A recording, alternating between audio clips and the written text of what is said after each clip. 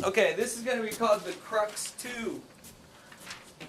Okay, the crux of the problem for Chapter 8, the crux of Chapter 8 talks about how to get rid of a variable. If you have two variables, you need two equations so that I can get rid of one variable. So that I'll have one equation with one variable to solve it and then substitute it back in. So the key to everything is to get rid of a variable. Now here I see the two x's, they're the same. If they're the same, I can get rid of them really easy by just making them opposite. So I want to multiply the equation by a negative. What, either equation, bottom or top, doesn't matter. I just chose the bottom, so I'm going with it. So negative x, negative y equals negative 2. Okay? And then this one just comes across. X minus 2y equals negative 7. Then we just add them up. Linear combination. Combination meaning adding. Adding the two. Combining these two into one. But there's no sense combining them if you end up with another two equations, right? Or two variables. So when you combine them, you want to get rid of a variable. Alright? So, I combine them, and these variables go away, and I get negative 3y equals negative 9. Okay? So now, I want to solve for y by dividing by negative 3, dividing by negative 3, and I get y equals 3. Okay? I have a solution. If I have a solution, that means it's consistent. I already know it's consistent.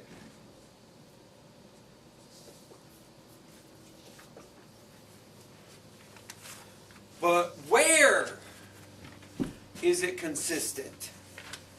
Well, this is half of where.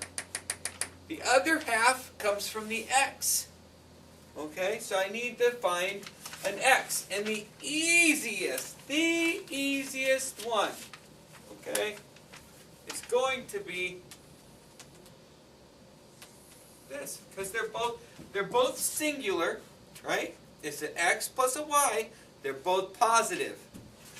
So I just plug in x plus y, which is 3, equals 2. And then I do the math. Minus 3, and I get x equals negative 1.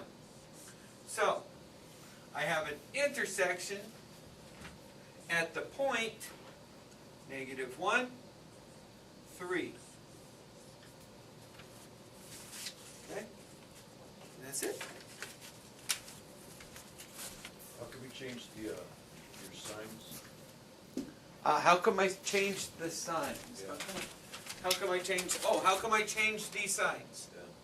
Because I wanted to, when I combined these two, I wanted this variable to go away. If I combine them like this, it'll be 2x. And then I just have a third two-variable equation, and I don't need no more two-variable equations. I already have two. So what I need is a one-variable equation.